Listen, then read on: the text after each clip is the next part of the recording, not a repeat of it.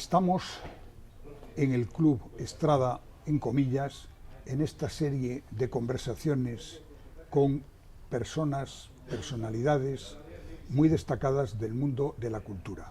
Y está hoy aquí con nosotros María del Mar Arnús, muy buenas. Hola, ¿qué tal? Que acaba de publicar un libro interesantísimo, este que yo estoy mostrando a cámara, que se titula Sert Arquitecto, que además tiene en la portada, si ustedes se fijan, un juego con el propio nombre del apellido Sert, al que al quitarle la T, meterla entre paréntesis, podríamos decir que es ser arquitecto, puesto que se refiere precisamente a ser uno de los grandes arquitectos españoles que vivió prácticamente los primeros 75 años del siglo XX en España, y que tiene una obra interesantísima, no solamente en España, sino también en Estados Unidos y en otros países, puesto que fue un arquitecto de fama internacional y con un currículum realmente envidiable.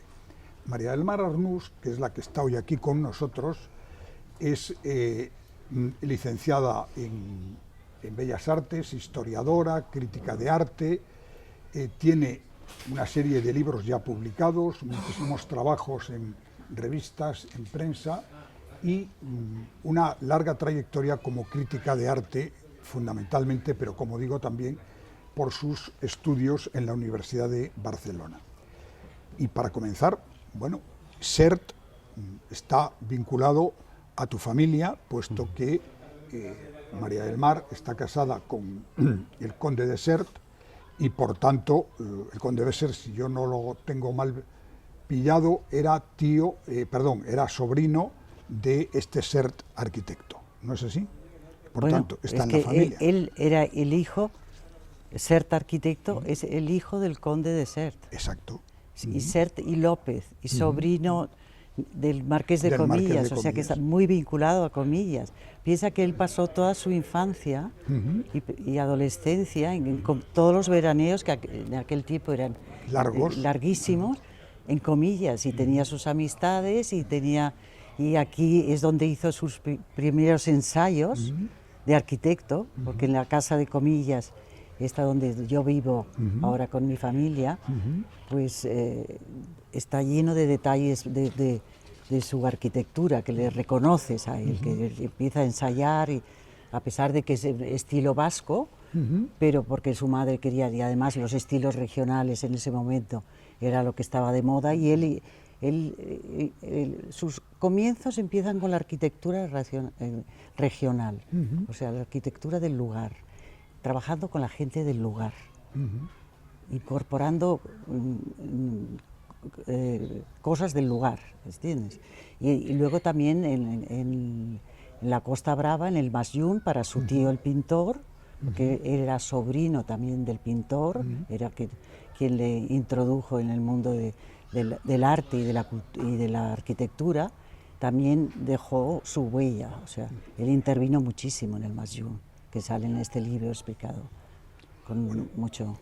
El libro es interesantísimo, y además conviene leerlo no solamente por la figura del arquitecto de Sert, sino porque aquí hay una magnífica, en mi opinión, crónica de cómo fue el proceso de la Guerra Civil Española, los antecedentes, etcétera. Y por eso la pregunta es, primero, ¿por qué abordar la biografía de Sert? Y después, ¿por qué esta visión, en mi opinión, muy equilibrada y muy objetiva de cómo se produce el golpe de Estado de Franco, todos los antecedentes y la situación anterior, y luego las consecuencias?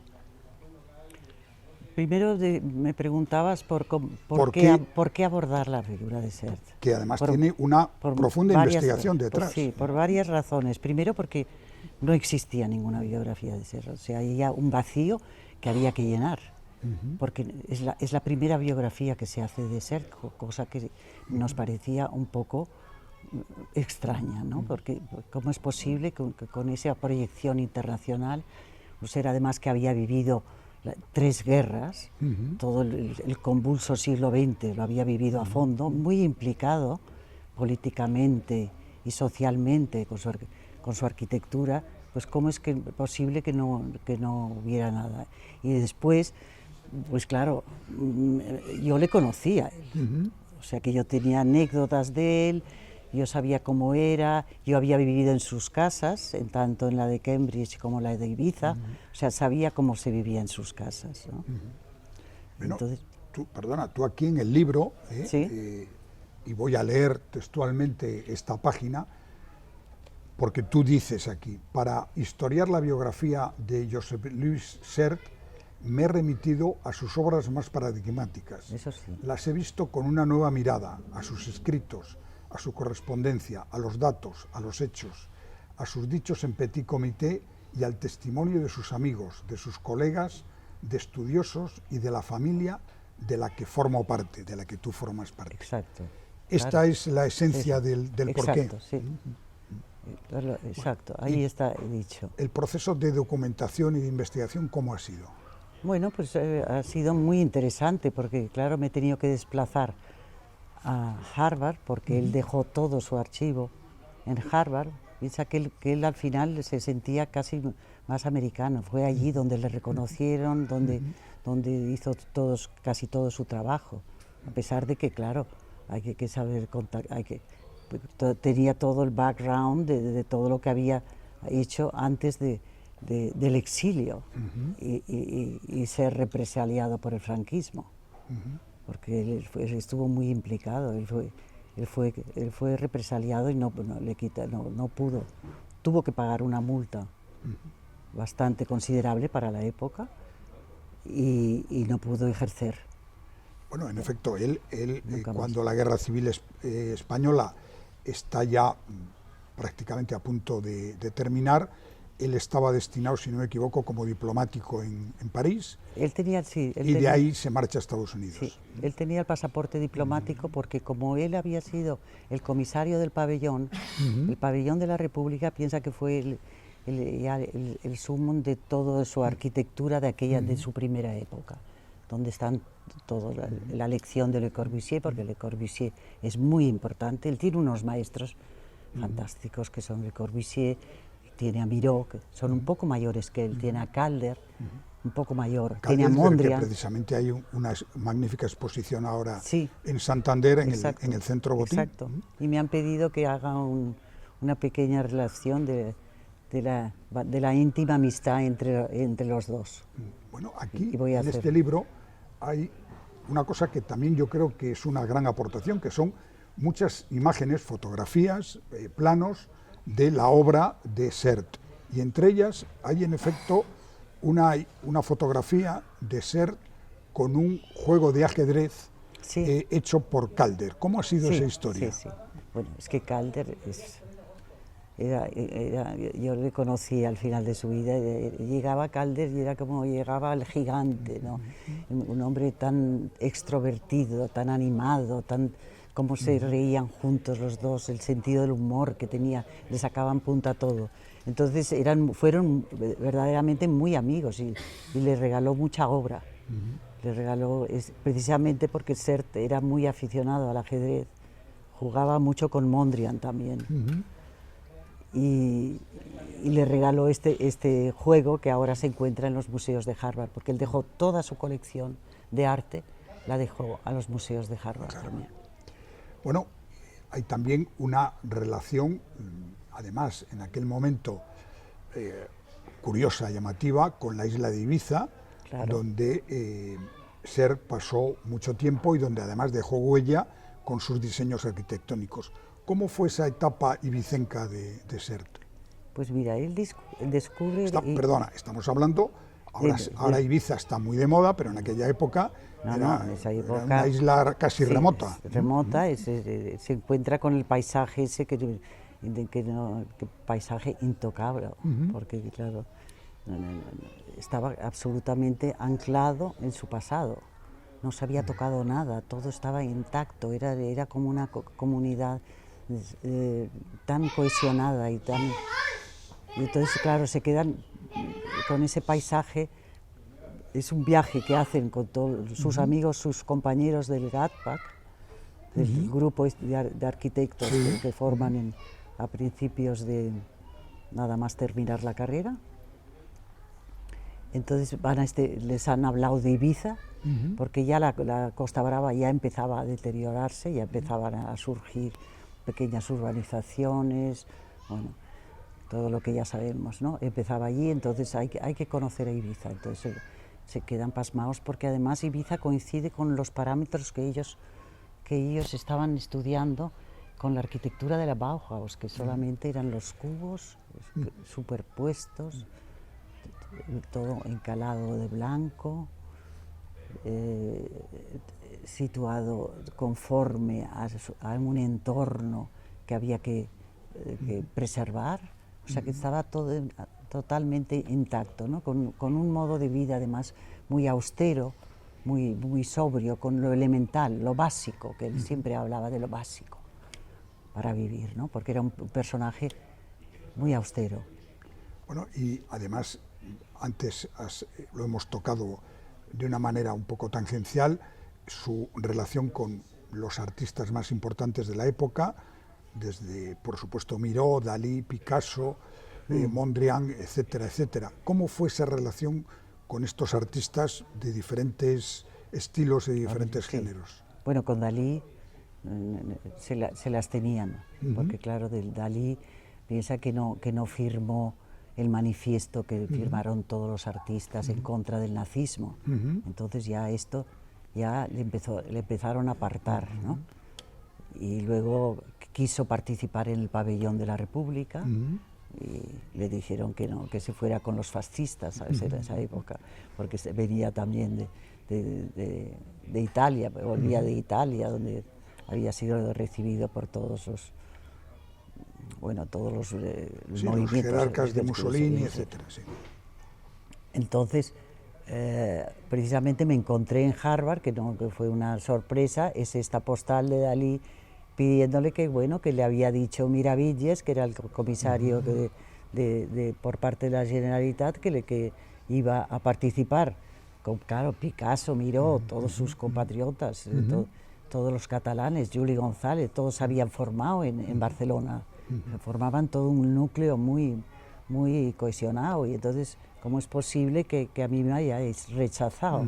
¿Qué es lo que pasa? Nos tenemos que ver. O sea, sí. Esto fue uno de los momentos, de highlights que llamo yo, de encontrar esta postal de Dalí que no me esperaba en el archivo de CERT. Bueno, y aquí hay muchas imágenes de la obra arquitectónica que dejó CERT, por ejemplo, en Nueva York, en toda esa zona de lo que es el Gran Nueva York, y en Estados Unidos. ¿Por qué, digamos, fue tan bien recibido en Estados Unidos y pudo desarrollar allí una parte de su talento como creador? Bueno, mira, él estaba muy ligado porque formaba parte del CIAM, el Congreso Internacional de Arquitectura Moderna. Entonces como era muy activo, era un hombre muy dinámico, que le decían que tenía hasta el don de la ubiquidad porque estaba en todas partes, estaba continuamente, a todos los congresos de arquitectura, y entonces estaba muy ligado con Gropius, con la Bauhaus. Estuvo muy influenciado porque sus primeras obras en Barcelona, hay una obra que está muy influenciada por Bauhaus y la otra por Le Corbusier, y él está entre esos dos que son mayores que él, que son como sus mentores, son como sus maestros. Entonces piensa que Gropius está en Harvard, y entonces Gropius ya le toca jubilarse, y entonces pues le llama a CERT a ver si se quiere presentar a la terna en Harvard. Y entonces él se lo está pensando porque él en estos momentos estaba haciendo proyectos para América Latina, muchísimos proyectos. Estuvo la primera parte de su estancia en Nueva York, aparte de dar clases para diversas universidades, entre ellas el Mountain College, que era la universidad más puntera en esos momentos, que estaban todos los artistas, Joseph Albers, todos los que conocía, todos los de la diáspora, porque claro, piensa que llegaron todos al mismo tiempo. Entonces todos se iban ayudando un poco, era todo el núcleo que formó parte de todo el principio de la época dorada de Estados Unidos, porque ahora ya es otra cosa completamente distinta.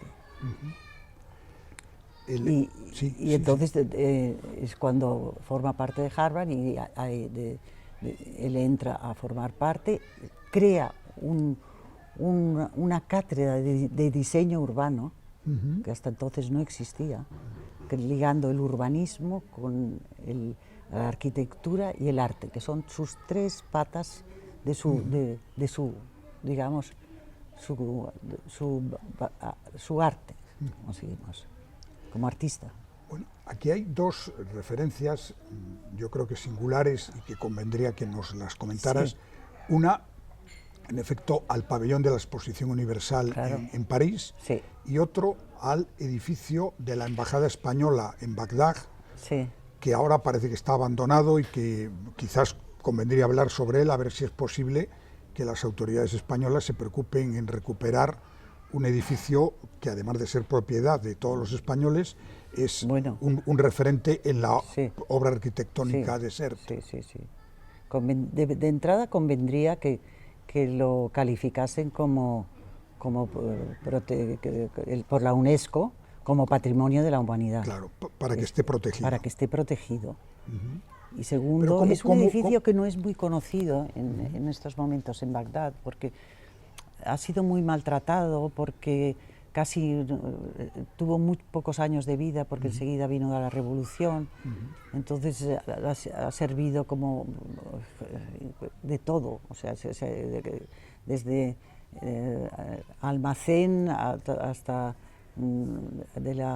del Ministerio de Agricultura, en fin, que no tenía nada que ver y que no han respetado para nada, no supieron ver la belleza de ese que sin embargo tiene muchos elementos de allí, porque él cuando él construía en estos países siempre incorporaba elementos de la arquitectura de allí, como ya te dije antes, ¿no? Incluso no solo a los que trabajaban, sino también toda la forma, como si decimos, las formas. ¿Y cómo surgió el encargo a SERT para que hiciera el proyecto y después la dirección de obra de esta embajada española en Irak?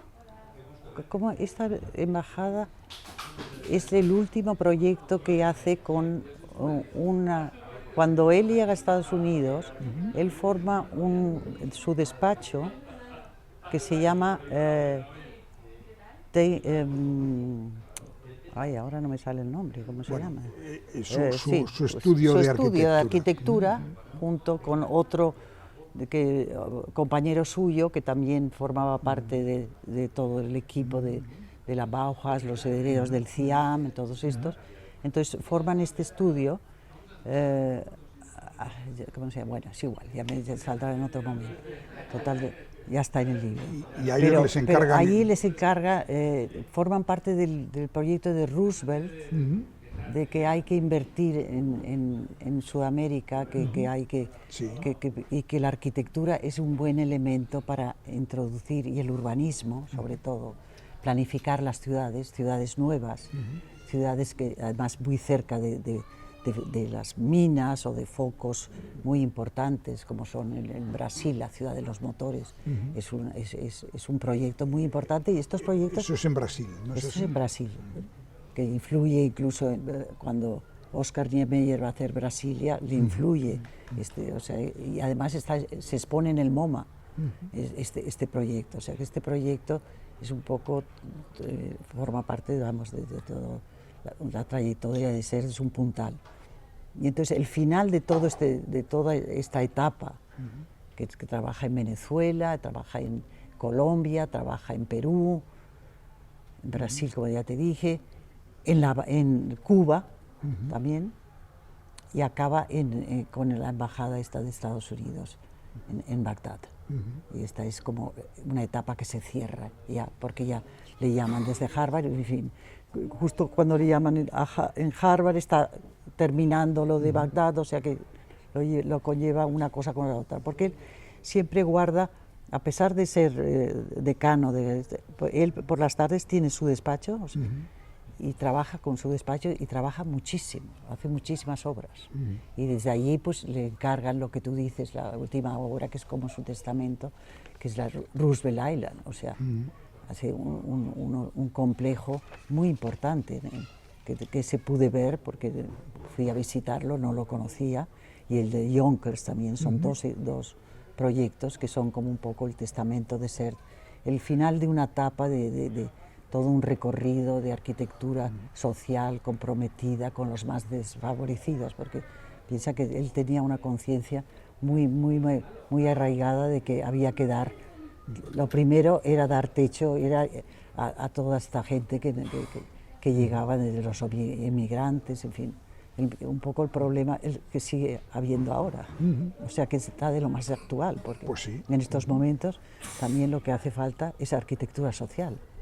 Bueno, y en este perfil político de Sert, bueno, está claro que él ha sido siempre un hombre vinculado al progresismo, sí, a las ideas progresistas, pero... Ideas de izquierda, siempre un hombre de izquierda. Pero me ha resultado curioso cómo cuentas en el libro la decepción que él sufre cuando va a Moscú, cuando está en la Rusia ya comunista, y ve que aquello no es lo que él creía. ¿Cómo fue esa parte de la historia? El viaje a Moscú. Van a ver el edificio Narkomfil, que es un edificio muy importante, cuando les encargan la Casa Bloch, porque la Casa Bloch es el primer edificio de arquitectura social. Y hacen este viaje con su compañero y su socio, Torres Clavé, con Moncha, por supuesto, que hemos hablado de Moncha. Moncha es importantísima. Bueno, en efecto, Moncha es importantísima, porque Moncha es la fiel compañera. Es su compañera, su mujer, que aparece en efecto a lo largo y ancho de todo el libro. Sí. Pues desde Ibiza hasta el final. Desde Ibiza hasta el final, bueno, desde muy joven ya. Sí, había acabado la carrera. Bueno, lo que estábamos diciendo, ¿no? De que cuando la decepción de Rusia, cuando ya se da cuenta que no están por la arquitectura de vanguardia, que aquello que lo que quieren es grandilocuencia, bueno, lo que luego se ve en la feria de París, ¿no? La del año 37, ¿no? La exposición internacional en la que el pabellón de la República nuestra pues es un hito en la historia y es donde más le da repercusión internacional a Sert, es en este pabellón, porque reúne a todos los artistas. Es lo que él pretendía siempre, que la arquitectura naciese al mismo tiempo que la pintura, que la escultura, ¿sabes? Que estuviesen todo muy entrelazado, y entonces ahí es donde puede exponer a Picasso, a Miró, a Juli González y sobre todo pues que piensa que todos estos se habían educado en la Barcelona de los años 30, todos habían coincidido en esa época, en los 20, los 30. Picasso siempre tuvo una gran amistad con Picasso, aparte que siempre lo consideraba, y decía que hablaban de cosas de Barcelona, de sitios de Barcelona, gente de Barcelona, siempre que le veía hablaban de esa época, ¿no? Como Barcelona, al final de su vida, ¿no? Lo que haces es recordar un poco todo lo que te ha ido uniendo y lo que tú has vivido con la persona con la que tienes una verdadera amistad, ¿no? Y una verdadera concomitancia. Ahora mismo, ¿qué se podría hacer para reivindicar y poner en valor la figura de Sert? Pues yo creo que seguir un poco sus premisas, ¿no? Un poco ya basta de arquitectura estrella en que todos quieren marcar un ego. La arquitectura de Sert es un ejemplo precisamente de arquitectura sin ningún tipo de ego, arquitectura sostenible, porque piensa que el primero que fue el primero que dio mucha importancia a la soberanía del peatón. O sea, el peatón era el que, en cuanto a su urbanismo. Y luego su arquitectura era para dar felicidad a la gente, o sea, que la gente, no para hacer jueguecitos, sino para que la gente estuviese confortable y feliz en una casa con lo básico. No era un arquitecto estrella donde quería dejar huella en sus edificios y en sus construcciones. Al contrario, quería pasar más bien desapercibido, ¿sabes? Pues muchísimas. ¿Ya hemos terminado? Sí, hemos terminado, muchas gracias. Nos quedamos cortos. Bueno, hemos grabado prácticamente media hora. Sí. Y muchas gracias a María del Mar Arnús por esta conversación y por este libro que de verdad, insisto, merece la pena leerse, está ya en las librerías y seguro que el día que se presente ella lo va a firmar a las personas que allí se acerquen, porque, insisto, no es solamente una biografía de un gran arquitecto, sino es también una vista panorámica de ese mundo cultural, político, sociológico de los primeros 3/4 de siglo del siglo XX. Muchas gracias. Gracias a ti.